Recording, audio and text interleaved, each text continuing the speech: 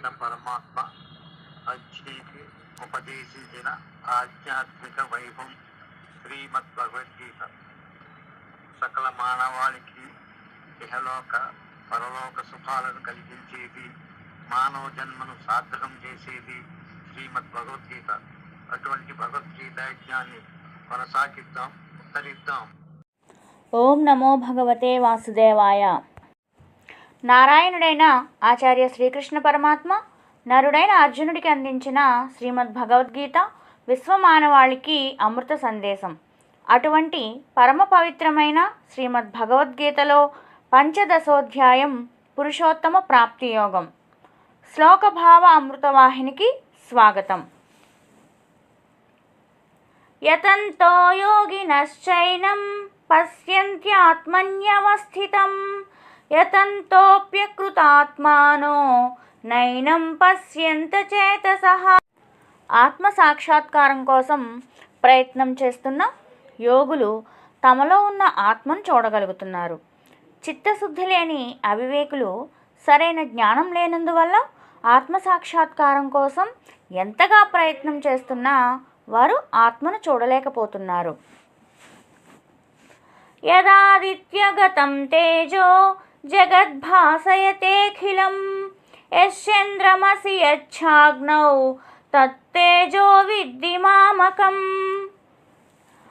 ప్రపంచంలోని చీకటిని తొలగించి ప్రపంచం మొత్తాన్ని ప్రకాశింపచేస్తున్న సూర్యుని తేజస్సు, అదేవిధంగా చంద్రుని తేజస్సు, అగ్ని తేజస్సు కూడా నా నుండే పుడుతున్నాయి.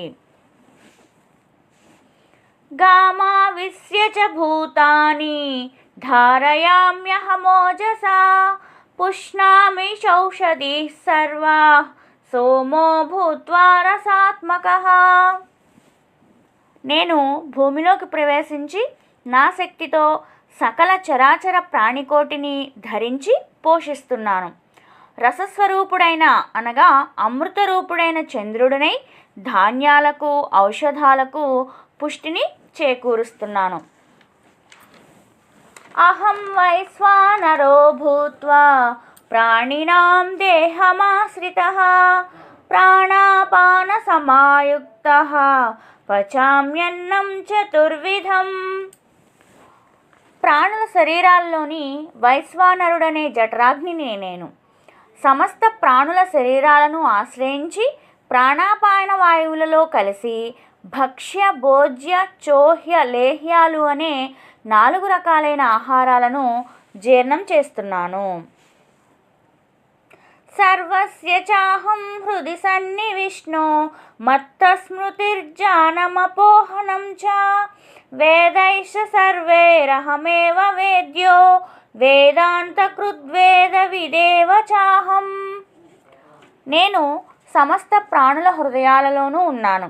నా వల్లనే జీవునికి జ్ఞాపక శక్తి, జ్ఞానం, తెలివి, మరుపు మొదలైనవి కలుగుతున్నాయి. అన్ని వేదాల ద్వారా తెలుసుకోదగిన వాడిని నేనే, మరియు వేదాంతాన్ని నిర్మించిన వాడును నేనే, వేదమును తెలుసుకునేవాడిని కూడా నేనే. ద్వావిమౌ పురుషౌ లోకే క్షరశ్చాక్షర ఏవ చ క్షరః సర్వాణి భూతాని కూటస్థోక్షర ఉచ్యతే. శరీరం అనే లోకంలో క్షరుడు, అక్షరుడు అనే 2 పురుషులున్నారు. క్షరుడు అనగా నశించేవాడు, అక్షరుడు అనగా నాశనం లేనివాడు అని అర్థం. ఇందులో సమస్త ప్రాణుల శరీరం యొక్క అభిమాని క్షరుడని, మనస్సు యొక్క అభిమాని అక్షరుడని చెప్పబడుతున్నారు. ఉత్తమః పురుషస్తన్యః పరమాత్మేత్యుదాహృతః ఏ లోకత్రయామావిశ్య బిభర్తవ్యయ్యైశ్వరః. ఎవరైతే 3 లోకాలలోనూ ప్రవేశించి వాటిని పోషిస్తున్నారో అలాంటి నాశనరహితుడు, లోకాన్ని పరిపాలించేవాడు, క్షర అక్షరులిద్దరికంటే భిన్నమైనవాడు అయిన ఉత్తమ పురుషుడు పరమాత్మ అని చెప్పబడుచున్నాడు. యస్మాక్షరమతీతోహం అక్షరాదపి చోత్తమః అతోస్మి లోకే వేదే చ ప్రతితః పురుషోత్తమః. నేను క్షరుని కంటే గొప్పవాడిని, అక్షరుని కంటే ఉత్తముడిని అవడం వల్ల ప్రపంచంలోనూ వేదాలలోనూ కూడా నేను పురుషోత్తముడును అని ప్రసిద్ధి చెందాను. యో మామేవమసమ్మూఢో జానాతి పురుషోత్తమం స సర్వవిద్ భజతి మాం సర్వభావేన భారత.